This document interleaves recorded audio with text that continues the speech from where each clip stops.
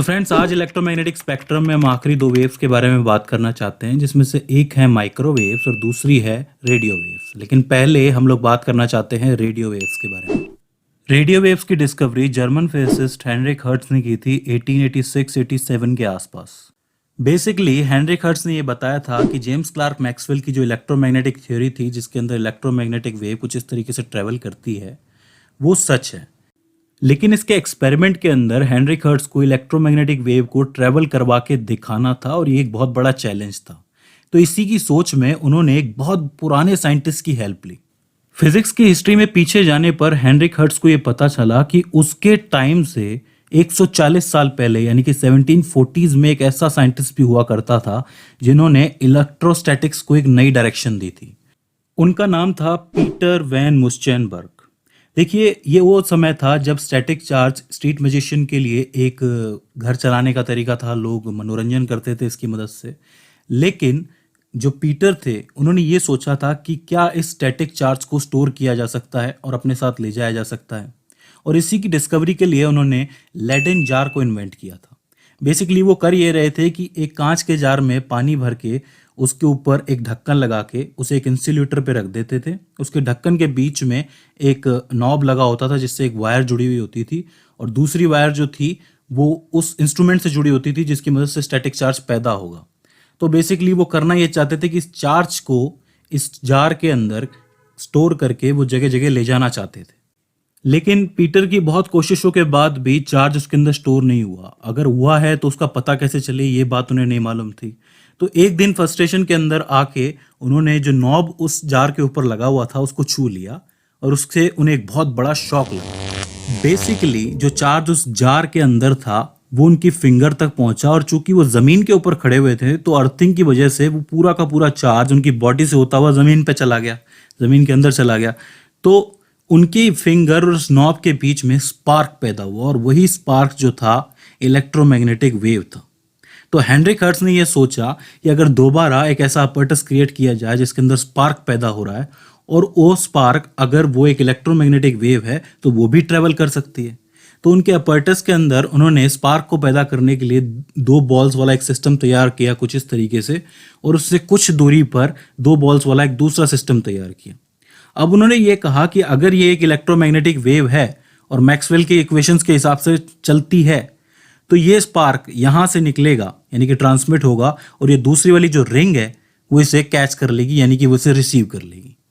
और हुआ भी कुछ वैसा ही कि इन्होंने यहाँ पर एक स्पार्क को क्रिएट किया और इस रिंग ने उस स्पार्क को कैच कर लिया, और वो था दुनिया का पहला इलेक्ट्रोमैग्नेटिक वेव का ट्रांसमिशन।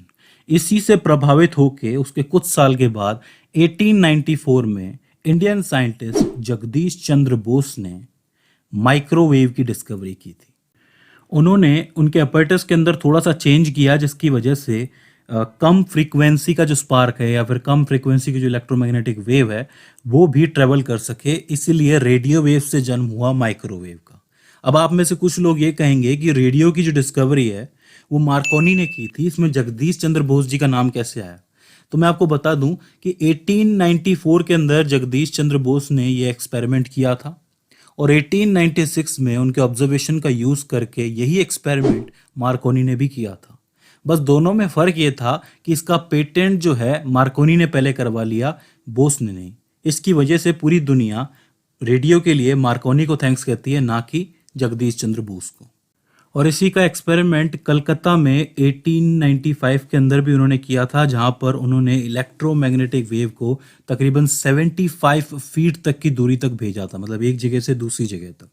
अब हम बात करें अगर इन वेव्स की फ्रीक्वेंसी और वेवलेंथ्स के बारे में, तो अगर हम पहले माइक्रोवेव की बात करें क्योंकि इंफ्रारेड के बाद वही आती है, तो माइक्रोवेव की जो वेवलेंथ होती है वो तकरीबन 10⁻³ मीटर से 10⁻⁻1 मीटर के बीच में होती है। आप देख सकते हैं इसकी ये जो वेवलेंथ है वो इंफ्रारेड से ज़्यादा है, और इसकी फ्रीक्वेंसी इंफ्रारेड से कम होगी। ऑब्वियस सी बात है, इसमें कम एनर्जी होगी उससे, ठीक है। तो इसकी फ्रीक्वेंसी तकरीबन 3 × 10⁻11 से 1 × 10⁸ हर्ट्ज तक हो सकती है। बात कर ले इसके सोर्स की, तो आप लोगों को अभी अभी मैंने बताया कि कैसे उन्होंने स्पार्क को ट्रेवल करवाया। तो आप कह सकते हैं किसी भी तरीके का सर्किट जो कि ऑक्सीलेट करता है, करंट का सर्किट, उससे ये माइक्रोवेव क्रिएट हो सकती है। ठीक है। और इसका डिटेक्टर क्या होगा?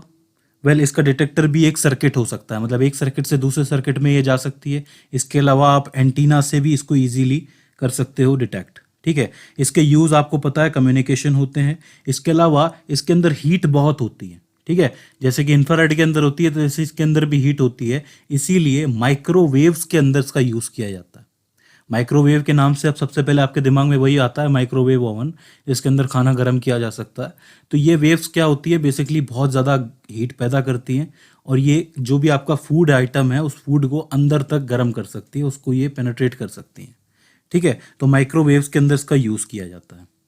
बात करें अगर इसके डेंजर की, तो वैसे तो माइक्रोवेव ज़्यादा हार्मफुल नहीं होती है, लेकिन अगर ये ज़्यादा देर तक कॉन्सेंट्रेटेड रहे तो उसकी वजह से ये बर्न कर सकती है। यानी कि अगर आपके माइक्रोवेव के अंदर कोई चीज़ पड़ी है तो वो जल सकती है और उससे आपके किचन को भी नुकसान पहुंच सकता है। बात कर ले अगर हम रेडियो वेव्स की, तो रेडियो वेव्स की जो वेवलेंथ होती है वो 1 मीटर से किलोमीटर्स तक हो सकती है, राइट, क्योंकि बहुत ज़्यादा उसकी वेवलेंथ होती है, वहीं उसकी उतनी ही कम फ्रीक्वेंसी होती है, ठीक है। उसकी फ्रीक्वेंसी तकरीबन तकरीबन 3 × 10⁹ से 3 × 10⁴ तक में होती, ठीक है। जिसकी जितनी ज़्यादा वेवलेंथ उसकी उतनी कम फ्रीक्वेंसी, उसमें एनर्जी भी उतनी कम है।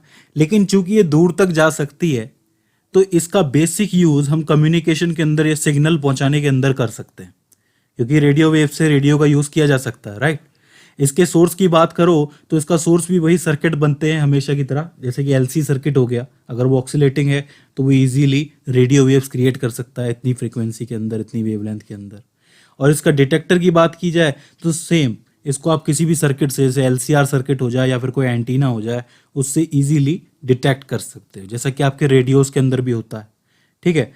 बाकी बात करें इसके डेंजर्स की, तो बिल्कुल ये हार्मलेस होती है जब तक हम लोग इसका गलत यूज़ ना करें, इसको कॉन्सेंट्रेट ना करें। बाकी इसका एक यूज़ आपको पता है कि आपके जितने भी एफएम होते हैं या फिर जितने भी रेडियो स्टेशंस होते हैं, उनकी अपनी अपनी फ्रीक्वेंसी होती है ना, जैसे कि ये बहुत सारी फ्रीक्वेंसीज है, तो उस फ्रीक्वेंसी पे वो रेडियो चलते हैं, उनके चैनल चलते हैं, राइट। सो फ्रेंड्स, ये थी आखिरी 2 वेव्स जो हमारे इलेक्ट्रोमैग्नेटिक स्पेक्ट्रम के अंदर थी। आई होप आपको समझ में आई होंगी, और इसके पहले की सारी वेव्स आपको समझ में आई होंगी। इसके अलावा भी इसके अंदर आपको कोई क्वेरी रहती है, कोई क्वेश्चन आता है, कोई दिक्कत आती है, या फिर हमसे कोई गलती हो जाती है, तो नीचे कमेंट सेक्शन के अंदर आप हमें बता सकते हैं। सो फ्रेंड्स, आज की इस वीडियो के अंदर बस इतना ही। सी यू इन द नेक्स्ट।